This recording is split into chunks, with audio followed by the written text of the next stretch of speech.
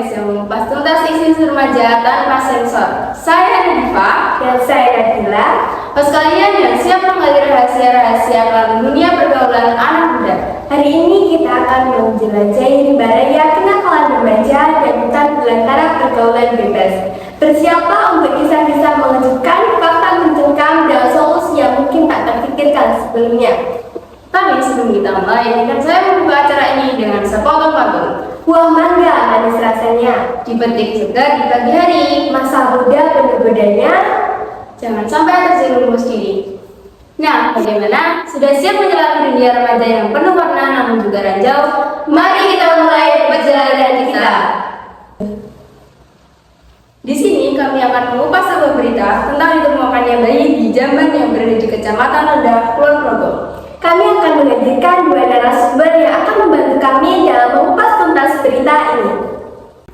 Di sini kami sedang bersama dua narasumber yang siap menggali tentang berita tersebut. Nah, di samping saya ada saudari Ahira selaku teman korban dan Dokter Fafa yang sering menangani tentang pergaulan anak remaja. Oke, tanpa berlama-lama, mari kita dengarkan dari sudut pandang teman korban, yaitu Mbak Ahira. Saya ingin berbagi sebuah kisah yang sangat menyentuh hati dan mengejutkan tentang seorang teman saya. Cerita ini mungkin akan sulit didengar, tapi penting untuk kita pahami dan renungkan bersama. Beberapa hari yang lalu, Kulon Progo digegerkan dengan penemuan seorang bayi di dalam jamban terbengkalai. Yang membuat saya terpukul adalah bayi itu ternyata anak dari teman dekat saya sendiri. Dia masih sangat muda, masih anak-anak. Sebenarnya saya tidak bisa membayangkan ketakutan dan kebingungan yang dia alami. Mungkin dia merasa tidak punya pilihan lain, tapi untunglah bayi itu ditemukan tepat waktu. Saat ini teman saya dan bayinya sedang dirawat di RSUD Wates. Kondisi mereka sudah membaik. Bayi perempuan kecil itu awalnya mengalami hipotermia dan berat badannya kurang dari ideal. Tapi sekarang dia sudah mulai bisa menyusu langsung dari ibunya. Sebagai teman, saya merasa gagal karena tidak menyadari apa yang dia alami. Saya berharap bisa lebih peka dan memberikan dukungan sebelum hal ini terjadi lagi. Tapi sekarang yang terpenting adalah membantu mereka pulih dan memastikan mereka mendapatkan dukungan yang dibutuhkan. Kisah ini membuka mata kita tentang pentingnya pendidikan seksual yang komprehensif, akses terhadap layanan kesehatan, reproduksi, dan dukungan sosial bagi remaja. Kita tidak boleh menghakimi, tapi harus berusaha memahami dan membantu. Saya berharap teman saya dan bayinya bisa segera pulih sepenuhnya. Mereka masih punya masa depan yang panjang di depan. Dan kita semua juga punya peran untuk menciptakan lingkungan yang lebih suportif bagi remaja di sekitar kita. Nah, selanjutnya kita akan mendengarkan penjelasan dari dokter yang menangani kasus tersebut, yaitu Dr. Latifah Khairul Fauzi. Selamat pagi saudara-saudara pendengar.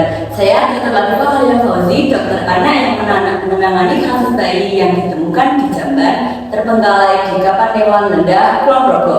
Hari ini saya ingin berbagi dengan Anda tentang kondisi bayi tersebut dan ibunya yang masih di bawah umur. Pertama-tama, izinkan saya menegaskan bahwa kondisi bayi dan ibunya saat ini sudah stabil. Keduanya masih dalam perawatan intensif di RSUD Wates, namun perkembangannya sangat positif. Mari kita mulai dengan kondisi si bayi. Saat pertama kali dibawa ke IGD, berat badannya hanya 2,3 kg. Di bawah berat badan ideal 2,5 kg untuk bayi baru lahir. Selain itu, bayi mengalami hipotermia atau suhu tubuh yang terlalu rendah. Ini wajar mengingat kondisi penemuan bayi tersebut. Meskipun ada beberapa bercak dan luka lecet di tubuhnya, saya ingin meyakinkan Anda bahwa luka-luka tersebut tidak mengkhawatirkan dan tidak ada luka dalam yang perlu dikhawatirkan. Tim medis kami telah memberikan perawatan yang diperlukan untuk menyembuhkan luka-luka tersebut. Kabar baiknya, hari ini bayi sudah mulai latihan menyusu langsung dari ibunya. Hal ini adalah langkah penting dalam perkembangan dan pemulihan bayi. ASI ibunya akan memberikan nutrisi terbaik dan meningkatkan sistem kekebalan tubuh bayi. Mengenai sang ibu, yang perlu kita ingat adalah dia masih di bawah umur, kondisinya juga sudah stabil, namun kami masih melakukan observasi untuk memastikan pemulihan fisik dan mentalnya. berjalan dengan baik. Kami juga menyediakan dukungan psikologis untuk membantunya menghadapi situasi ini. Saat ini kami masih menunggu hasil pemeriksaan lanjutan sebelum memutuskan kapan bayi dan ibunya bisa dipulangkan. Keputusan ini akan diambil dengan sangat hati-hati, mempertimbangkan kesehatan fisik dan mental keduanya.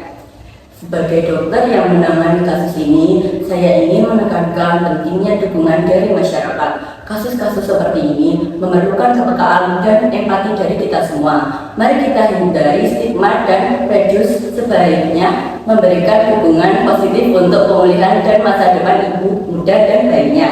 Terima kasih atas perhatian Anda. Kami akan terus memberikan perawatan terbaik dan akan mengupdate kondisi keduanya sesuai perkembangan yang ada. Semoga ibu dan bayi ini bisa segera pulih sepenuhnya dan bisa mendapatkan dukungan yang mereka butuhkan untuk menghadapi masa depan. Sekian dari saya, Dr. Latifah Khalila Fauzi. Tetap jaga kesehatan dan saling peduli terhadap sesama. Selamat pagi.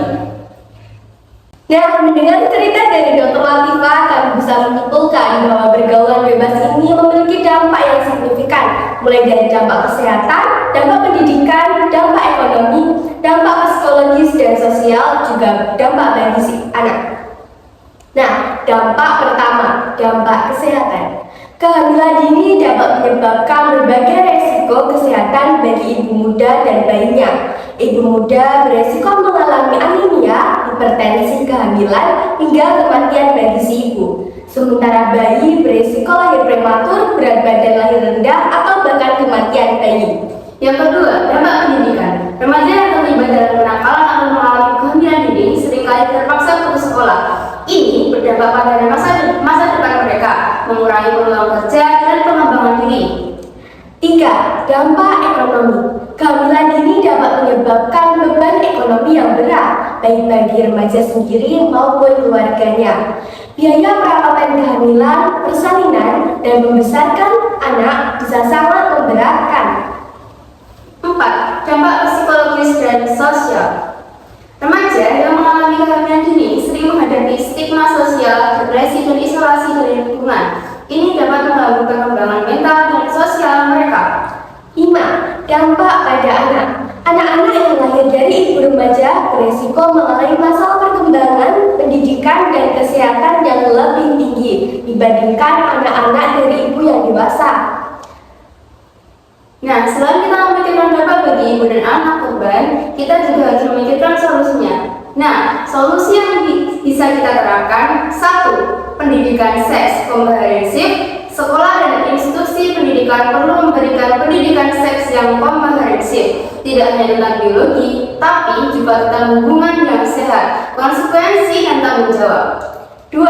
Komunikasi terbuka.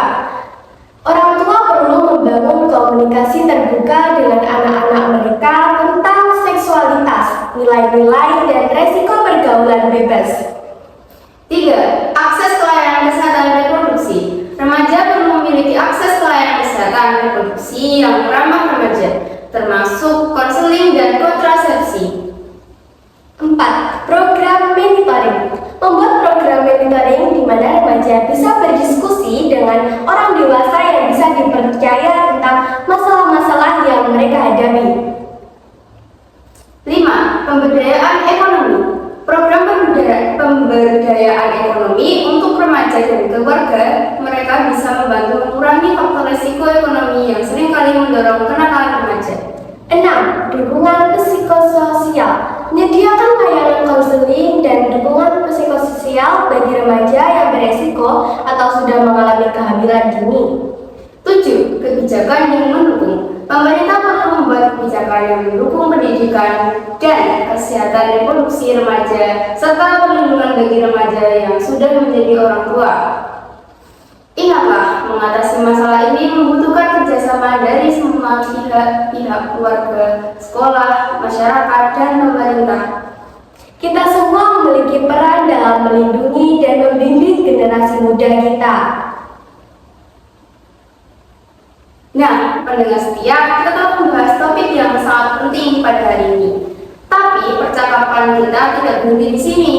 Saya mengajak Anda semua untuk turut berpartisipasi dalam diskusi ini. Apakah Anda memiliki pengalaman pribadi atau pengamatan terkait kenakalan remaja, pergaulan bebas, atau kehamilan dini di lingkungan Anda? Mungkin Anda punya ide atau solusi kreatif yang belum kita bahas? Atau mungkin Anda juga punya pertanyaan yang ingin didiskusikan lebih lanjut? Kami sangat menghargai suara Anda. Mari kita jadikan ini sebagai forum diskusi yang membangun. Anda bisa mengirimkan komentar, pertanyaan, atau cerita Anda melalui 1. Kolom komentar di bawah podcast ini. 2. Media sosial kami dengan hashtag remaja bijak. 3. Nomor WhatsApp kami di 0812 3456 7890. Kami akan memilih beberapa komentar dan pertanyaan terbaik untuk dibahas di episode mendatang. Dengan berpartisipasi, Anda tidak hanya memperkaya diskusi, tapi juga membantu kita semua memahami dan mengatasi masalah ini dengan lebih baik. Ingat, setiap suara penting, pengalaman, dan pandangan Anda bisa menjadi inspirasi atau bantuan bagi orang lain yang mungkin sedang menghadapi situasi serupa. Mari bersama-sama kita ciptakan lingkungan yang lebih baik dan aman bagi remaja kita. Terima kasih telah mendengarkan. Sampai jumpa di episode selanjutnya. Tetap sehat dan bijak dalam bergaul.